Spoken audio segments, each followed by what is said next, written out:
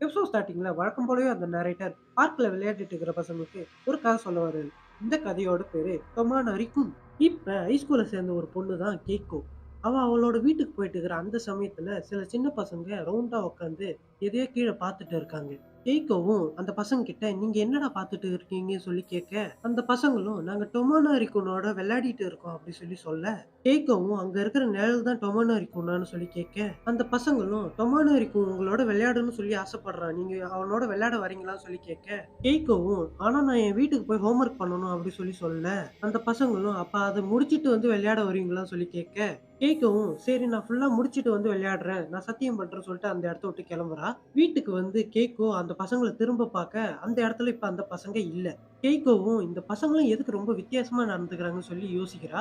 Keiko மறுநாள் cycle எடுத்துட்டு கிளம்ப, அப்ப அந்த பசங்க மறுபடியும் அதே இடத்துல உட்காந்துட்டு விளையாடிட்டு இருக்காங்க.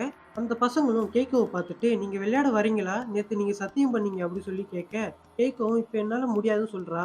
அந்த பசங்களும், "இல்ல நீங்க சத்தியம் பண்ணீங்க. நீங்க விளையாடி ஆவணும். டொமானோ வரைக்கும் உங்களுக்காக தான் காத்துட்டு இருக்கான்" அப்படி சொல்லி சொல்ல, அந்த பசங்களும் நீங்க சத்தியம் பண்ணீங்களேன்னு சொல்ல, கேக்கோ அது எதையுமே காதுல வாங்காம அவன் பாட்டுக்கு சைக்கிள் எடுத்துட்டு கிளம்பிட்டே இருக்கான். ஈவினிங் ஒர்க்க முடிச்சுட்டு கேக்கோ வீட்டுக்கு வந்து உட்கார, அப்ப அந்த பசங்க வீட்டுக்கு வெளியில டொமானோரிக்கும் நீ எங்க போனன்னு சொல்லி கத்திட்டு இருக்க, கேக்கோவும் கதவு தொறந்து உங்களுக்கு இப்ப என்னதான்டா வேணும்னு சொல்லி அந்த பசங்க கிட்ட கேட்க, அந்த பசங்களும் டொமானோரிக்கும் இங்க வந்தானான்னு சொல்லி கேட்க, கேக்கோவும் இங்க யாரும் வரலன்னு சொல்லி அவ சொல்றா.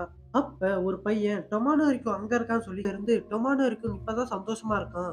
அவ சத்தியம் பண்ண மாரியே அவளும் விளையாட போயிட்டான்னு சொல்ல, அதுக்கப்புறம் எல்லா பசங்களும் ஒண்ணா உட்காந்து கீழ பார்க்க, அங்க இப்ப 2 நிழல் இருக்கு. டொமானோ ரிக்குன் அவனோட கேக்கோவையும் வர வச்சுட்டான்.